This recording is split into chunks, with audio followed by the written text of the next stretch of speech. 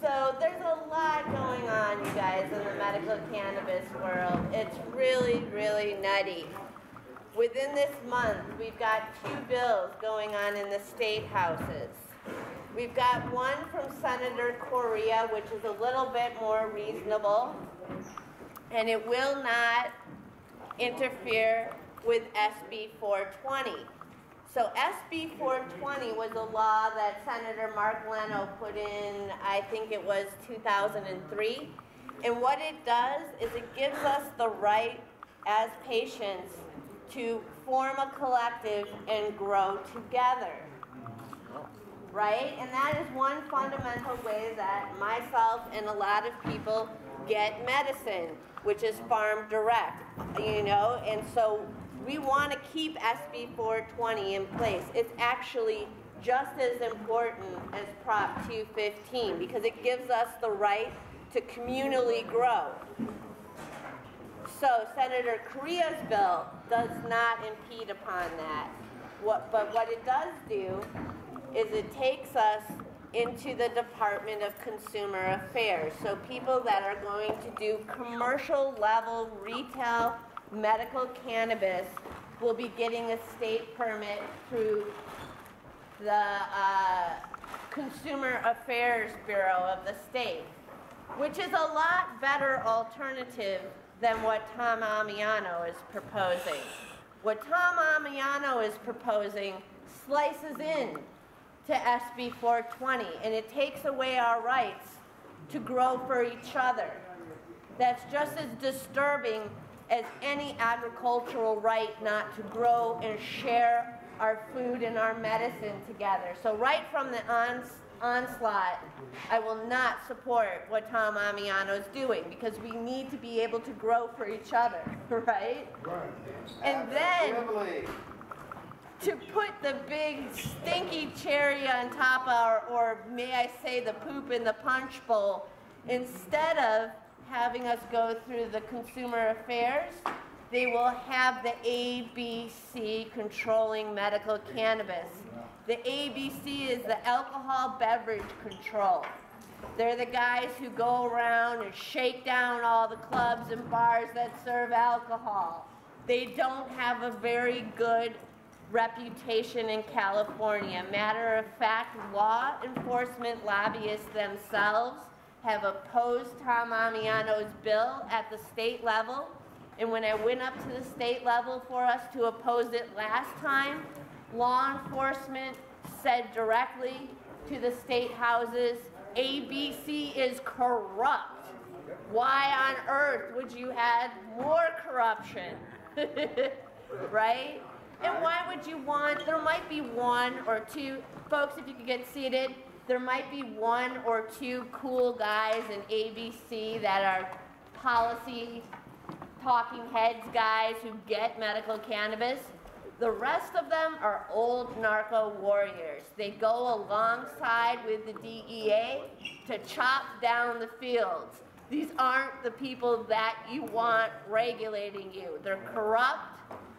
They're not well educated about medical cannabis, and they don't give a darn about patients. Consumer Affairs, well, you know, I mean, you know, whatever. I would prefer the state health department, but they decline because they say that they don't have the resources to train everybody and da-da-da-da-da-da-da-da. So what we're looking at is the lesser of 2 evils, which is always what you have in politics and law, right? Yeah. I've never read anything other than the things we've written together that I've been like, wow, that's a great thing, you know? Otherwise, it's pretty, you know, pretty nihilistic. And then on the local level, we have some real tragedies going on.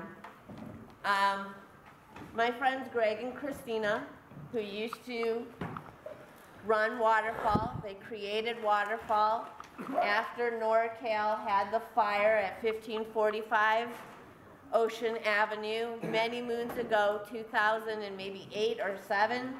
These guys had a fire. Not only did they have a fire, they had an illegal grow upstairs. And the planning department said, we'll give you the permission to be the first club to have plants growing inside your club. And it was only a small little patch, but it was symbolic to say, hey, look, a cannabis dispensary, you could come in and you could pick up your bud, but you could also watch your bud growing, right? So it was a little win. It was a tiny win. With the condition that they would not use the residential upstairs for a grow. They put in a 20 light grow upstairs. They bypassed the PG&E meter and had a fire. So, of course, the police come, the firemen come, etc. And then, to put the real big poop in the punch bowl, these guys had a loaded weapon. So I say loaded weapon makes not medical. Loaded weapon makes what the are you thinking? You know, there's only one thing a loaded weapon's for. It's to intimidate somebody or to kill somebody. There's only kind of two choices there, right? Who did this waterfall? No, NorCal. And so they've got a burnt down building. They're about to get barred from being a collective, and we're still in the year 2007, 2008. Our friend Greg comes along with his construction company, rebuilds.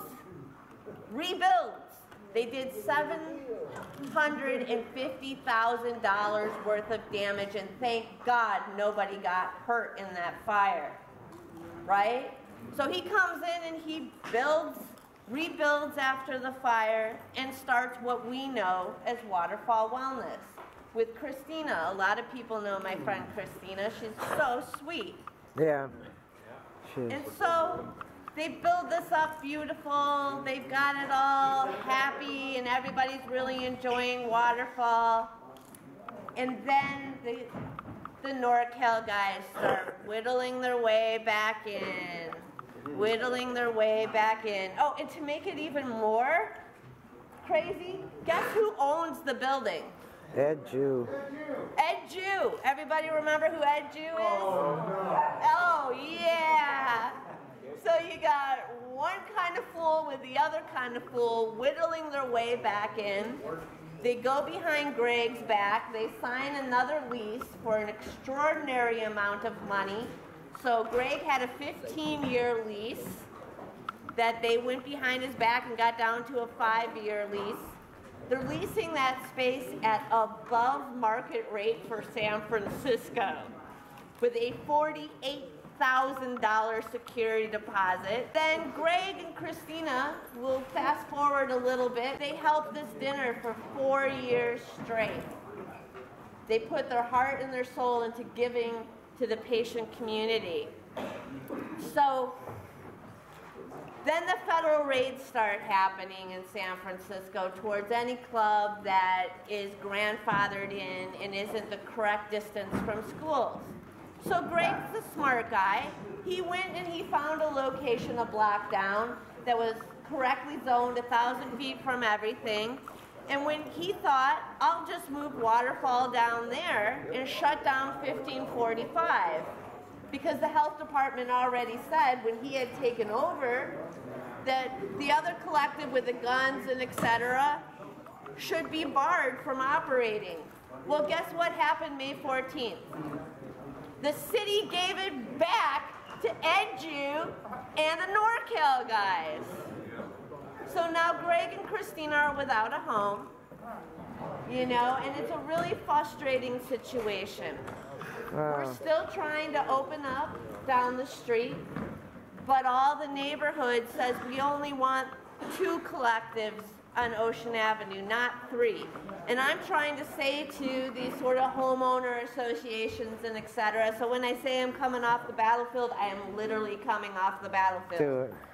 We're trying to talk to the homeowners and et cetera and say, okay, but don't you want 2 good players, not the guys that tried to burn down the building? They don't care. They just want 2. Or maybe Ed Jew still has some operatives in City Hall and other departmental things. I don't know, maybe.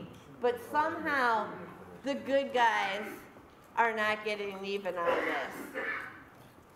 Then we go to do our permit hearing, and it got continued again until the middle of July. And we're going to have to go to a thing called CU, which is conditional use. They do that to Targets, to like all the big department stores, retail, formula retail, I think is what it's called. It's a more expensive process. It's a process where not only do you have to get approved by the planning commission, but then you have to go in front of the full board of supervisors and get approval. So they make it even more political. So I'm hoping that everybody here is going to keep their eyes and ears and hearts on this. And when we have a next date, I hope that everybody will help and show up and get angry and talk about this to your friends. Let people know that the same people aren't running Waterfall Wellness. It's like these guys did the little tugboat corporate trick where they come right up next to you after you've built something up and say, oh, this is mine. I've been doing this. Well, that's pirating, John. Exactly, pirating. Yes. Yep. And I've actually called it pirating. That's exactly what it is. Call it what it is. It is. Thank you. It is absolutely pirating. So yeah, I'm going to boycott 1545 Ocean. I'm not going to be afraid of people. When we went up to City Hall to talk about this, they had really scary guys out in front of City Hall, kind of staring down the patients that had come to support Greg and Christina. Oh, wow. I went and I talked to the DPH about it. And at first they said to me, yeah, Shona, we saw some of the intimidation, wasn't cool. We actually pulled a few of them aside and said that's not cool. Within 48 hours, intimidation turned into, we realized there was some tension in the room. So that's the kind of battles that we've been going through with the city. And it's really sad, you guys, because what do we want? We want providers that are actually caring people, and to push out the caring people for people with not just the worst track record in San Francisco. You guys, nobody else in all of the medical cannabis states has ever burnt down their club, stole from PG&E, and had a loaded weapon. That's crazy. So not to spoil anybody's appetite. Yes, sir? You know, I went to a lot of clubs money, and I go to a lot of clubs during the week to check on stuff anyway because I'm nosy. Good. And you know what? There wasn't any compassion to be had anywhere. I'm telling you, all I got was grams from Blue Room. Oh, from Blue Room? And I must have hit 12 different places. You know what that rings up to me? The replacing community with commercialism. For there not to have been abundant medicine out there, at least on 420. Did anybody else have similar experiences? Sir? Yeah? A lot of times they say you can buy something with you, but as far as giving compassion to those who actually need it. Love and Supervisor Mercarimi, and you know what we did? We legally defined compassion as a donation, either weekly or monthly, of medical quality cannabis. It doesn't mean you buy something and then you get a free joint. Tell me that you're going to give me something free. I expect it to be free. When you pay for something, It's not free. It's not free, people. It's not. So you know, I mean, we've been doing this battle for almost 10 years, telling club owners, asking people to purchase a certain amount and then giving them a free joint is not compassion. That's like a marketing scheme. That's like a good deal. You know, I mean, I'm not going to say, hey, stop that, you know, but don't say that that's your compassion program, because that's not compassionate. It's not compassionate towards the people that really have nothing the last week of the month, at least the last week of the month. Any person who's a member of a collective who doesn't have any medicine should be able to say, is there something that I can get? you know, I had a veteran once get angry at me because I asked for their VA card to give them a veteran's discount when I was behind the counter. And I'm like, okay, well, if you decide to just be angry instead of just showing me your VA card, but I'm not going to give you a veteran's discount if you're not a veteran, because that's reserved for our veterans, you know?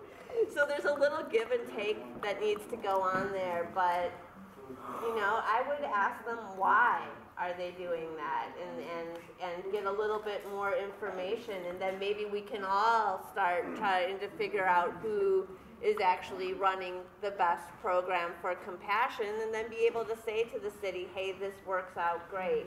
What we did is we wrote a resolution for compassionate care back in 2007 in February, and I wanted it to become law. Eric from Spark and his friends fought it. Fought it like hell.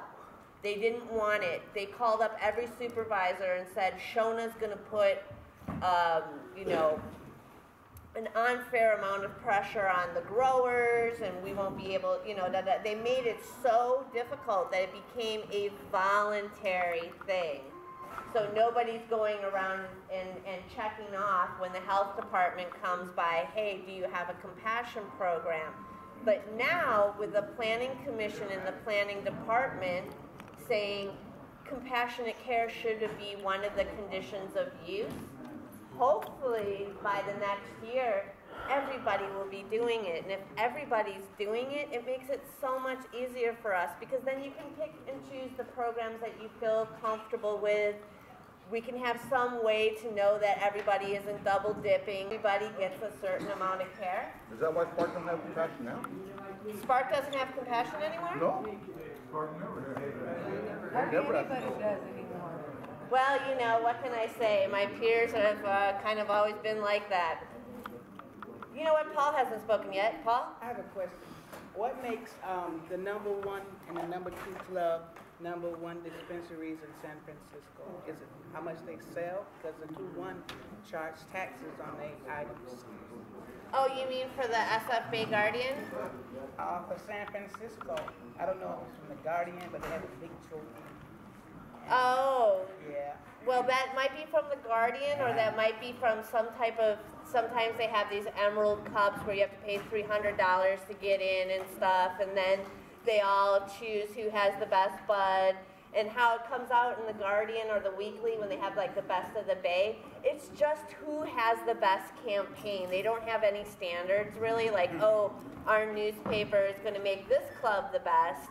It's really who does the best community organizing and gets all of their friends to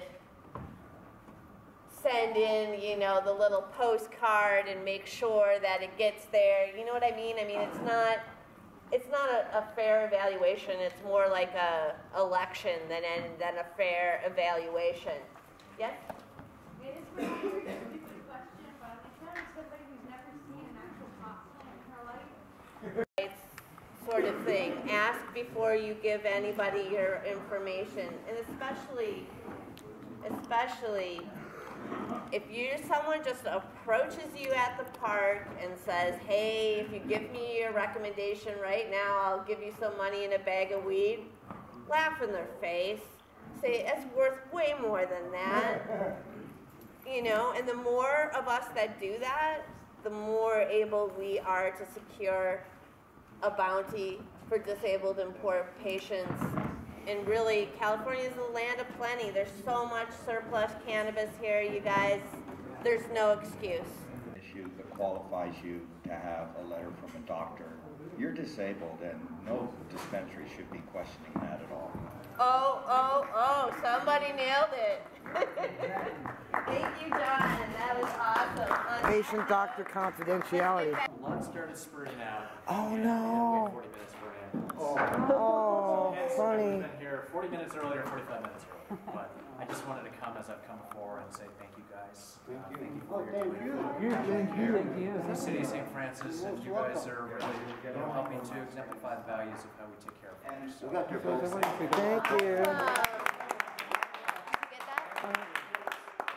So anyways, yeah, well, I appreciate appreciate it if you're able to do that, but I also just want to thank you guys for what you're doing, and I know I've been talking to Shona about some of the struggles you guys have been dealing with, and she's educating me, you guys are educating me, keep on educating me, and want to just keep on the fight. So I have a few questions for you. We've got two bills going. Yeah. And we've got one that's under the Department of Consumer Affairs and one that's under ABC. Okay. We hate Tom Amiano's bill under ABC. Tell me why. Because ABC is filled with old narco warriors. It's going to make it's going to make a very expensive process, and it also attacks SB 420, which SB 420 enables us. Appropriately named. Yes. It's Mark Leno's law that enables us to grow for each other, and he cuts that out of his law, which would make it so that all of us. Why did he do that? Because he wants to turn it into a big business thing, like.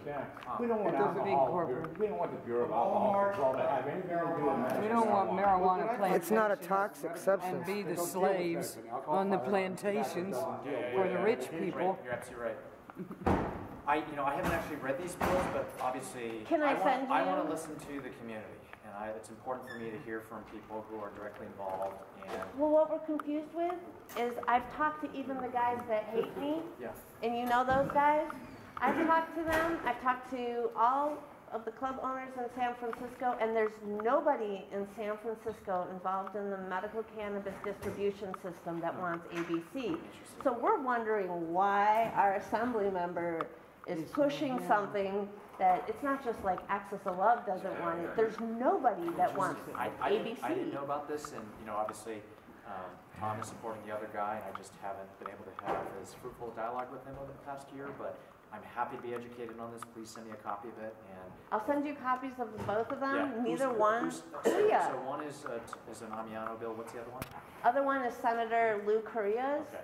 And it's interesting because he worked with law enforcement as well as working with our community, and he got something that basically everybody agreed with, which is really unusual. And of course it's not perfect, but it doesn't slice into our rights to be able to grow for each other. And as poor people, we have to do that in order to be able to supplement. Gotcha. Okay. Please send it to me, of course. I want to listen to the community on this, and that's important to bring the different stakeholders together and understand what's going on. Yeah. At the state level, things are about to change really abruptly. So we had two bills. We had one in the Assembly, moving from the Assembly, and one moving from the State Senate. You have Senator Correa's bill. And Senator Correa's bill started off with something that the patients and law enforcement actually agreed upon, which was having the health department be the oversight for medical cannabis, because, geez, that only made sense. But we didn't get an agreement from the health department on that, so it switched to the Department of Consumer Affairs, which is, to me, worlds better than the ABC. Yeah. It's not the health department, it's not our first choice, but it's still worlds better than alcohol beverage control. But there are things in the Correa bill that are really alarming. But first let me say that it got out of the Senate unanimously. There was not a single senator that voted against it. It was put together primarily by the League of Cities and by a variety of law enforcement lobbyists. So, yeah. You said about the Board of Health saying no. Are you talking about the State Board of Health? Correct. And isn't it, do their executives have the right to just blanketly say no without the voters voting on? But the voters aren't voting on this. The legislator is, and they wanted to find an agreed, somebody. I'm assuming their thought is, if we have to fight the health department who's saying that they don't have the capability of doing the oversee, and you already have like hookah bars and other things like that under the Department of Consumer Affairs. So the hookah bars, the head shops, things along that line are being overseen by the Department of Consumer Affairs. So while the ideal fit would have been the health department, I don't think the Department of Consumer Affairs is the worst thing that's ever happened to us.